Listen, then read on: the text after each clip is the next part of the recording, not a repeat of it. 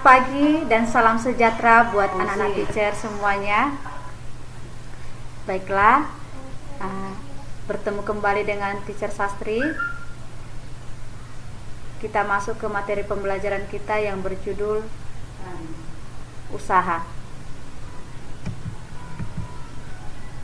Nah, sebelum teacher membahas materi kita, terlebih dahulu teacher memberitahukan tujuan pembelajaran kita. Tujuan pembelajaran kita hari ini adalah melalui tanya jawab siswa dapat menjelaskan pengertian usaha. Melalui tanya jawab siswa dapat menghitung usaha yang dilakukan oleh beberapa buah gaya. Melalui studi pustaka, siswa dapat menjelaskan pengertian daya. Dan melalui tanya jawab siswa dapat menentukan besarnya daya yang dipakai dengan menggunakan rumus daya. Nah, karena pembelajaran kita secara online, tidak mungkin teacher menyampaikan materi ini secara tanya jawab, ya.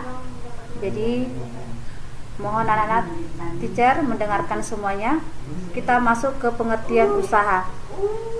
Usaha adalah suatu gaya yang dilakukan pada sebuah benda dan menyebabkan benda itu bergerak. Usaha yang dilakukan sebanding dengan besarnya gaya dan perpindahan.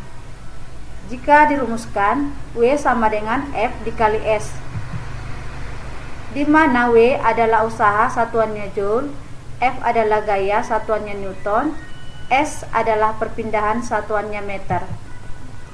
Kita masuk ke contoh soal. Teacher akan membacakan soalnya. Seseorang mendorong benda dengan gaya sebesar 450 Newton.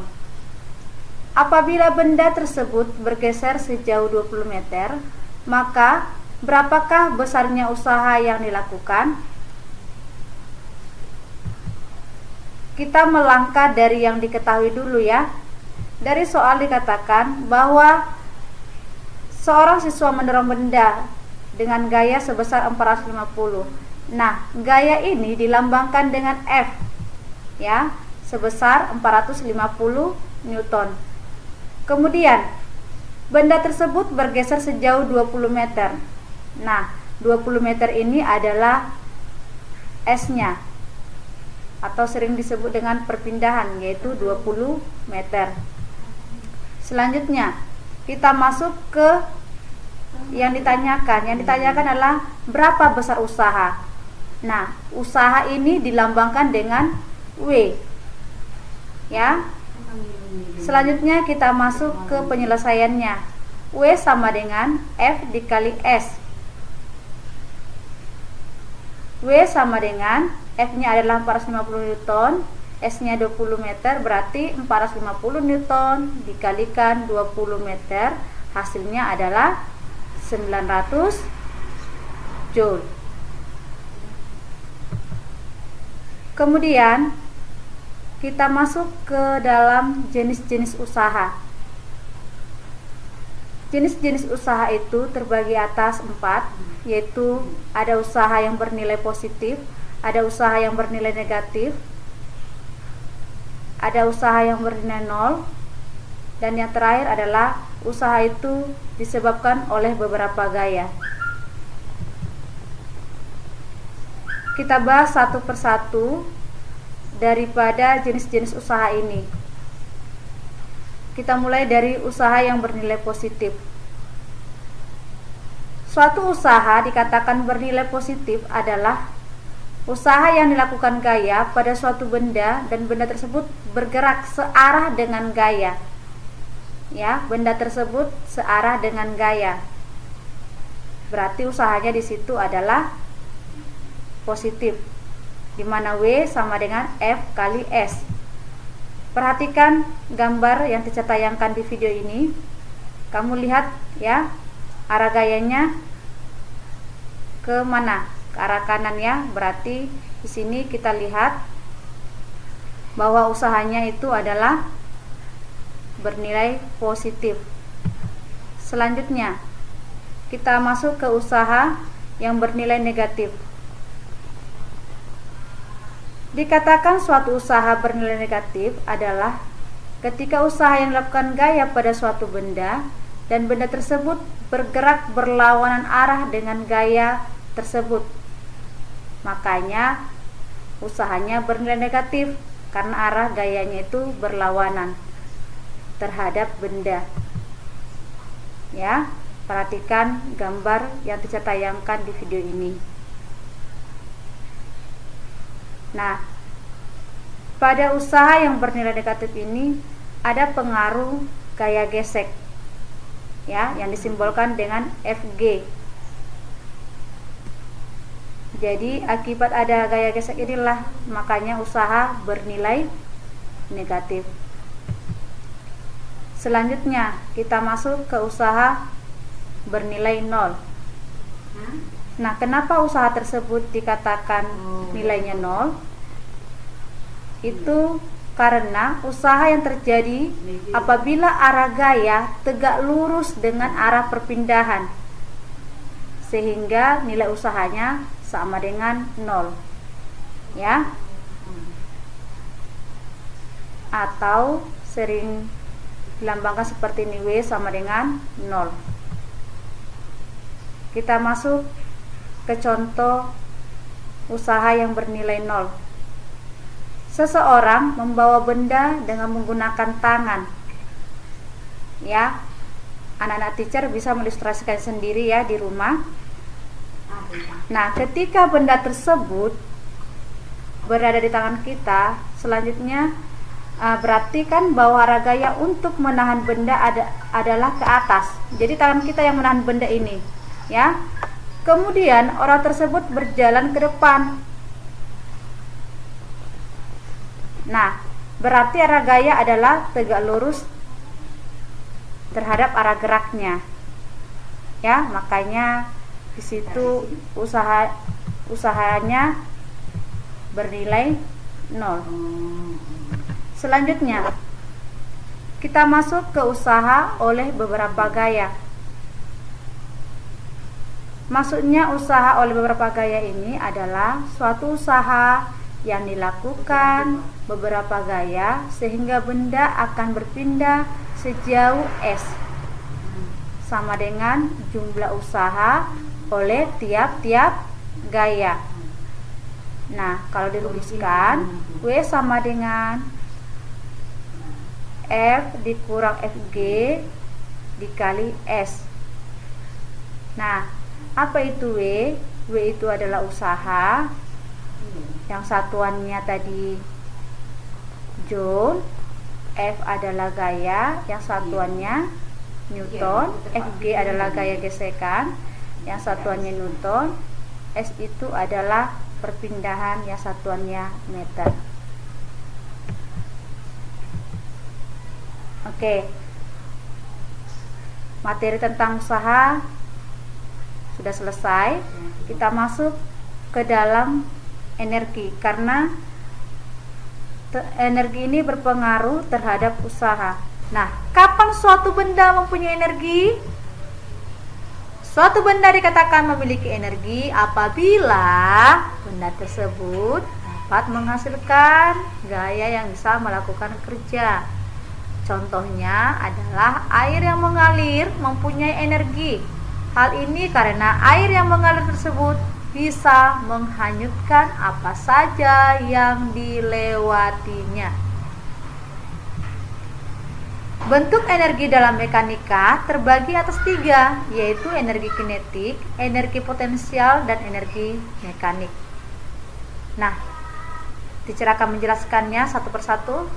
Energi kinetik adalah energi yang timbul karena suatu benda bergerak. Jika dirumuskan, EK sama dengan setengah mv kuadrat, di mana EK adalah energi kinetik satuannya Joule, M adalah massa benda satuannya kg, V adalah kecepatan gerak benda satuannya meter per sekon.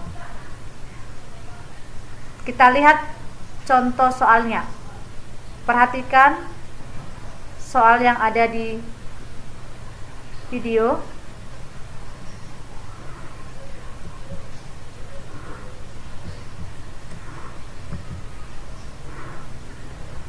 Kemudian kita masuk ke energi potensial. Energi potensial adalah energi yang timbul karena letaknya. Nah, untuk menghitung energi potensial, kita menggunakan rumus EP sama dengan M kali G kali H, di mana EP adalah energi potensial satuannya Joule, M adalah massa benda satuannya kg, sedangkan G adalah percepatan gravitasi yang satuannya meter per sekon pangkat 2, sedangkan H adalah tinggi benda satuannya meter. Perhatikan contoh soalnya yang saya tayangkan di video ini.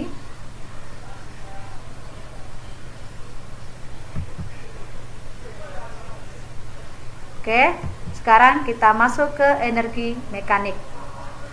Energi mekanik adalah gabungan antara energi potensial dan energi kinetik yang nilainya adalah selalu konstan. Maksudnya di sini konstan adalah tetap. Nah, untuk mengukur energi mekanik, kita bisa menggunakan rumus EM sama dengan EP ditambah EK.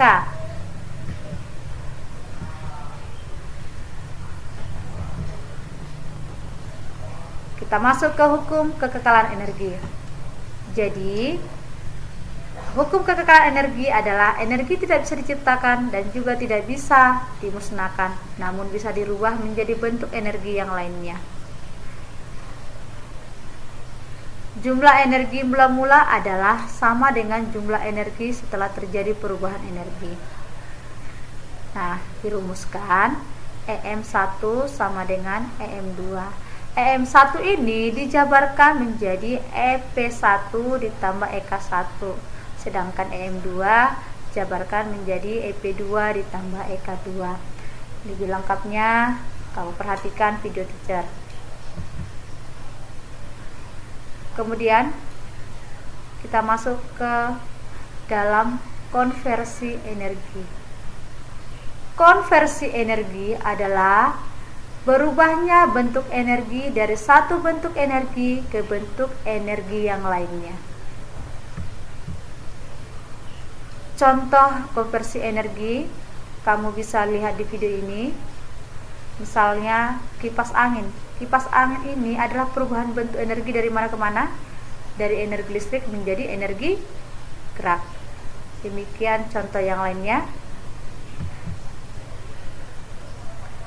Kemudian, apa aja alat yang digunakan untuk merubah energi?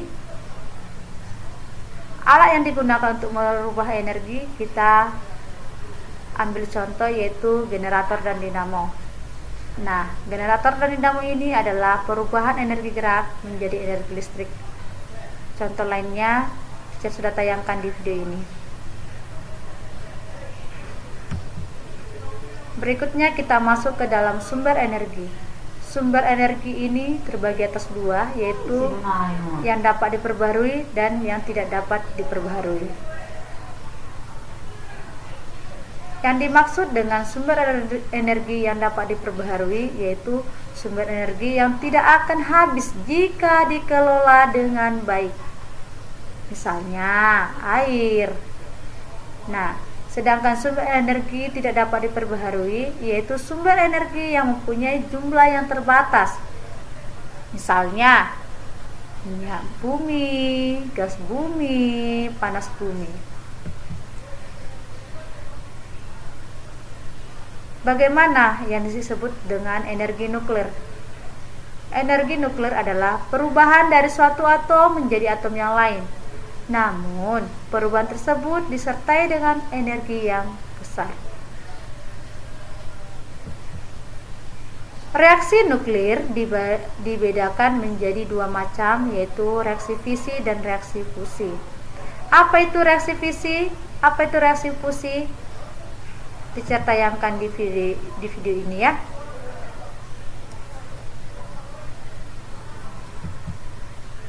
Berikutnya kita masuk ke dalam daya. Daya adalah usaha yang dilakukan benda untuk setiap sekon. Rumus daya P sama dengan W per T, di mana P adalah daya listrik satuannya watt, W adalah energi listrik satuannya joule, sedangkan T adalah waktu satuannya sekon. Berikutnya kita masuk ke contoh soalnya. Perhatikan soal yang di video ini.